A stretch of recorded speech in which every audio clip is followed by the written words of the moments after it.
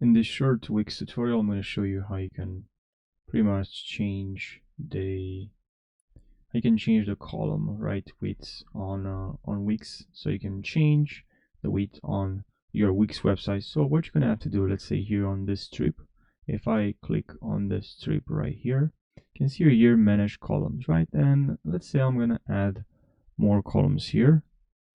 And if I want to change the width, like to move, of course, now if you click on here, you can move like this, but that's because there's another strip here.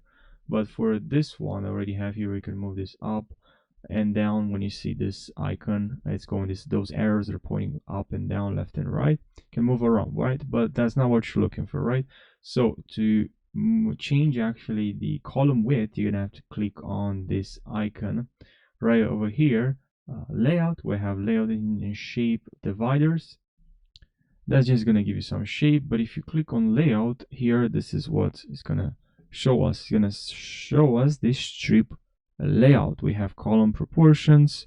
It's gonna just move them equally like this, or you have this column proportions here. You can change and also reverse layout.